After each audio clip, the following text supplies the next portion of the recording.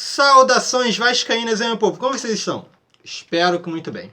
Eu vou passar para vocês uma análise referente à situação financeira do Vasco. Como ela está preocupante. E não só para agora, e sim para o futuro. E no final do vídeo eu explico o porquê desse cubo aqui, tá ok? Vamos lá.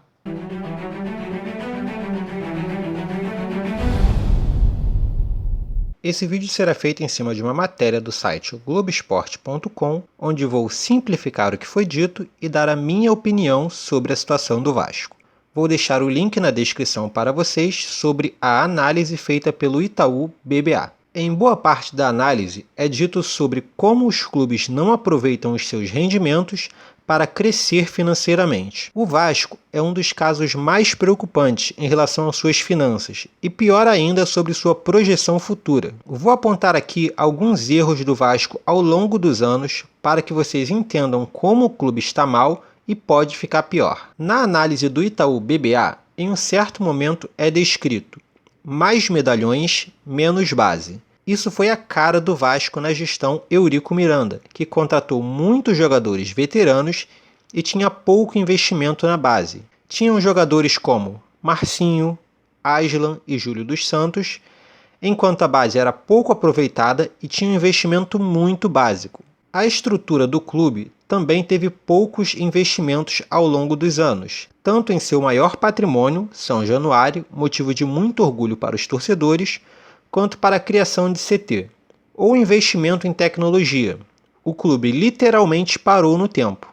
É apontada também a venda de jogadores como forma de manter o clube funcionando. Em geral, vende atleta, paga as dívidas e as contas cotidianas do clube, como consequência diminui as dívidas, podendo melhorar o fluxo de caixa no futuro. Só aí o Vasco já tem um problema. Nos últimos anos, vendemos muitos atletas, como Matheus Vital, Douglas Luiz, Paulinho. Porém, além de não melhorar nas dívidas, quase não conseguimos pagar as contas do clube, não melhorando o fluxo de caixa para o futuro. O Vasco tem um enorme bolo de dívidas e não consegue se organizar para pagar. De 2013 a 2017, a maior parte da renda do Vasco foi de cotas de TV, tendo como segundo maior parte de renda a venda de jogadores. Já a renda de patrocínio caiu muito ao longo dos anos, e com rebaixamentos e elencos ruins montados, a renda com bilheteria também decaiu absurdamente. Ou seja, ao longo dos anos, o Vasco se apoiou em cotas de TV e a venda de jogadores, e decaiu em todas as outras formas de arrecadar dinheiro. Aí encontramos mais problemas para o futuro do Vasco. Primeiro, as cotas de TV mudarão o molde nos próximos anos, já podendo ter alguma mudança em 2019.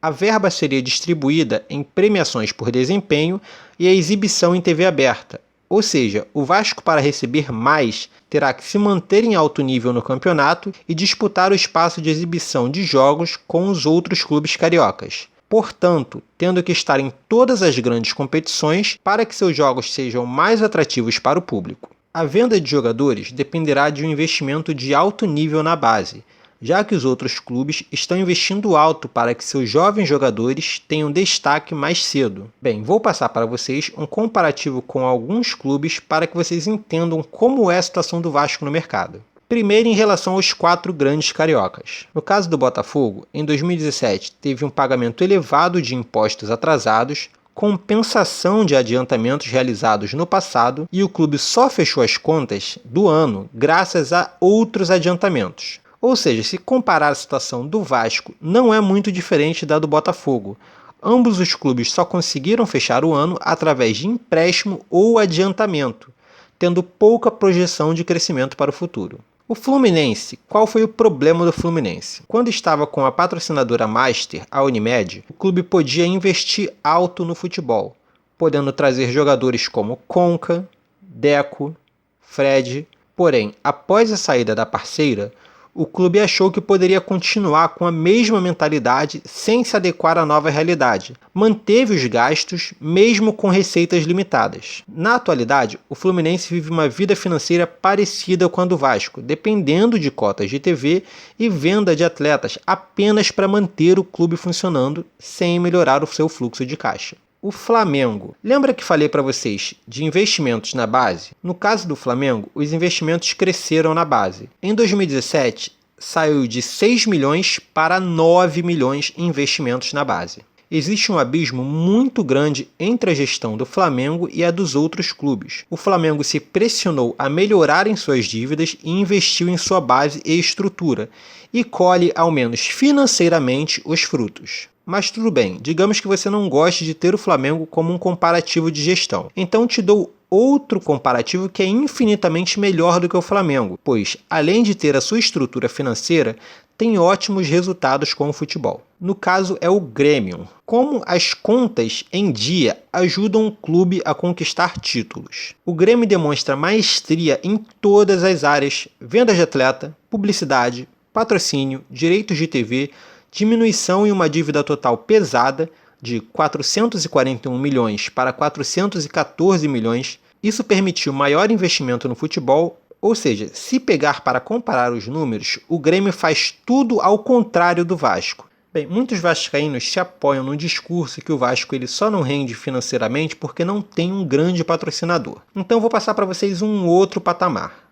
No caso, um comparativo com o Palmeiras. Existe uma lenda que o Palmeiras depende da Crefisa, porém não é o que aponta o estudo. O Palmeiras conseguiu se diversificar em receitas a ponto de não depender dos aportes da patrocinadora. Segundo uma simulação feita pelo Itaú BBA, as receitas com patrocínio seriam apenas 35% do que a Crefisa paga ao Palmeiras. Em 2017, o Palmeiras ultrapassou a casa dos 500 milhões em receita. Houve um aumento em todos os quesitos: TV, patrocínios, bilheteria e venda de atletas.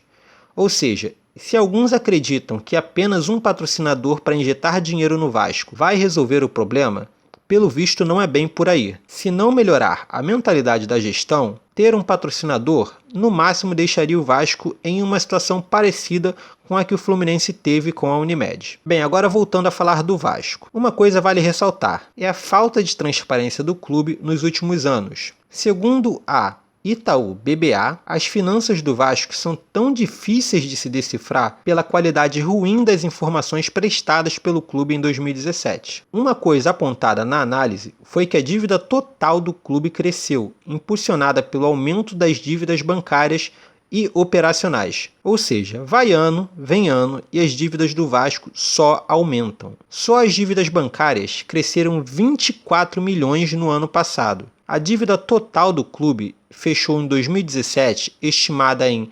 511 milhões, sendo 224 milhões só em impostos. Mesmo com a venda de atletas, o clube precisou de bancos e financiamentos operacionais para honrar os seus compromissos. Para os próximos anos, há uma série de dificuldades adicionais que vão pressionar ainda mais o fluxo de caixa. Bem, então com isso tudo, como fica a situação do Vasco para os próximos anos, já que o clube até então não tem demonstrado um poder de gestão para trabalhar com inteligência as dívidas e investir de forma assertiva no futebol? Aí você pergunta, mas Vascaíno Sincero, qual é a solução para o Vasco para o futuro? Foi apontado aí no estudo referente à situação de outros times, exemplo Grêmio, exemplo Palmeiras, exemplo próprio Flamengo, que conseguiram calibrar suas dívidas, diminuindo elas com o tempo, ao mesmo tempo investindo na estrutura do clube e, consequentemente, na base, melhorando o seu fluxo de caixa com venda de jogadores e diminuindo as dívidas. E é isso que o Vasco tem que fazer. Se você ficar movendo a estrutura financeira do clube sem que você tenha noção do que você está fazendo, você apenas arruma uma bagunça maior, você não consegue resolver nada. Então, primeiro, você tem que estruturar a sua base, descobrir o que você quer fazer, quais são os seus projetos, o que pode dar certo, o que pode não dar certo, não fazer contratações ruins e manter o foco no que você quer fazer para o clube. Essa é uma primeira situação. Depois disso, depois de ter organizado em toda a sua situação financeira em cima da sua base, aí você pode começar a pensar em investir no clube. Mas, Vascaíno Sincero, como você vai fazer esse investimento no clube?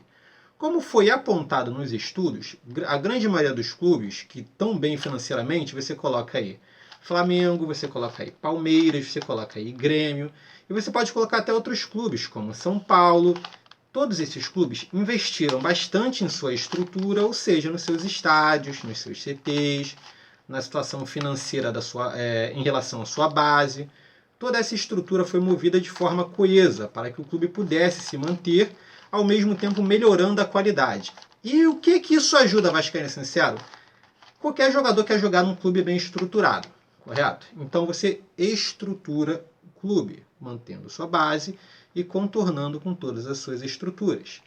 Isso ajuda, Vascaíno Sincero? Sim, como foi apontado no Palmeiras, como foi apontado no Grêmio, que são clubes que se estruturaram bem e mantiveram sua base, consequentemente aumentando o fluxo de caixa em venda de jogadores. Mas, Vascaíno Sincero, o Vasco ele também vende jogadores. Sim, mas o Vasco ele vende jogadores por desespero e não para ajudar financeiramente o clube. Por exemplo, o Paulinho, vocês acham que o Paulinho foi bem vendido? Se o Paulinho ele jogasse, por exemplo, no Palmeiras, que não tem problemas financeiros, que não tem necessidade de vender um jogador correndo para que possa saldar suas dívidas. Você acha que o Paulinho no Palmeiras seria vendido de forma cara ou barata? Vocês acham que o Palmeiras iria barganhar com a venda do Paulinho? É possível que não. É possível que eles pudessem manter o Paulinho, manter um desenvolvimento técnico do jogador para vender ele bem mais caro futuramente. No Vasco isso não foi possível. Por quê? Porque o Vasco estava precisando urgentemente de dinheiro para pagar empréstimo, para pagar seus jogadores.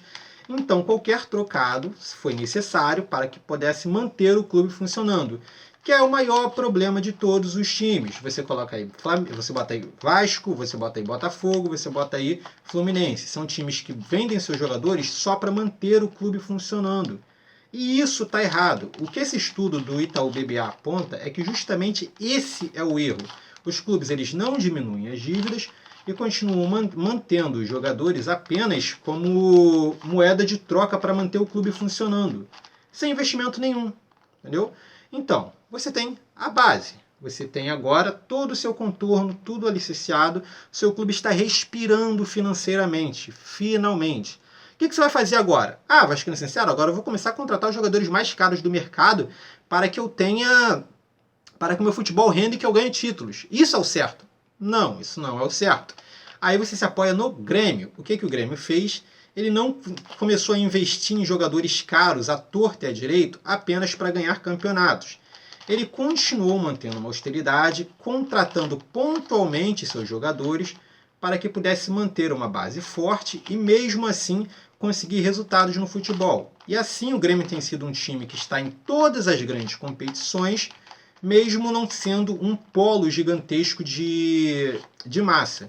O Grêmio ele é um time mais regional. Você coloca aí, se você parar para comparar times como Palmeiras você tem torcida do Palmeiras em quase tudo quanto é lugar. Vasco, você tem torcida do Vasco em quase tudo quanto é lugar.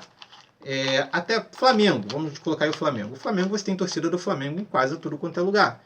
Esses times têm torcida recorrente em todos os cantos. O Grêmio não. O Grêmio não tem torcida recorrente em todos os cantos. E mesmo assim, ele conseguiu uma situação financeira em que ele bate de frente com os maiores clubes em questão de massa. Por quê? Porque se organizou, porque é um clube organizado. Então, você investe direito, sem quebrar a sua base e aumentando todo o seu capital de giro com investimentos corretos. Então, seu clube ele está quase que todo pronto, está quase todo montado. Você montou sua base, você conseguiu crescer os seus investimentos, pagou suas dívidas e está investindo direito. Mas, Vascaíno Sincero, isso é o suficiente, né? Não, não é, porque se fosse o Flamengo hoje em dia era campeão mundial e nós sabemos que o Flamengo não ganha nada há muito tempo. Então, além disso, você tem que ter um projeto de futebol, assim como o Palmeiras e assim como o Grêmio tiveram. Eles tiveram um projeto para que, além do seu desenvolvimento financeiro, também pudesse refletir no seu futebol. Então, fazer contratações, fazer contratações assertivas, jogadores que prestam para o clube, jogadores que podem render financeiramente, se não tecnicamente para o clube, para o futuro. Então é isso que você vai fazer. Você vai fazer os jogadores render tecnicamente, e não só para agora, e sim para o futuro, fazendo contratações pontuais e não só medalhões. Então seu clube está quase que todo pronto, está quase que todo certo. Então o que você vai fazer?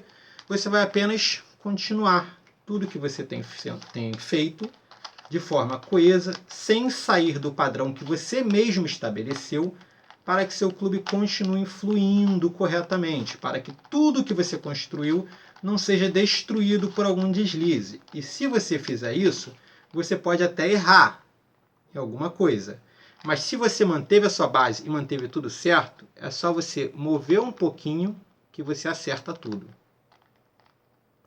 Então o Vasco, ele precisa disso, precisa de base, precisa de investimento, precisa pagar suas dívidas e precisa de um plano central para que seu futebol se desenvolva. Só assim o Vasco volta a ser forte novamente.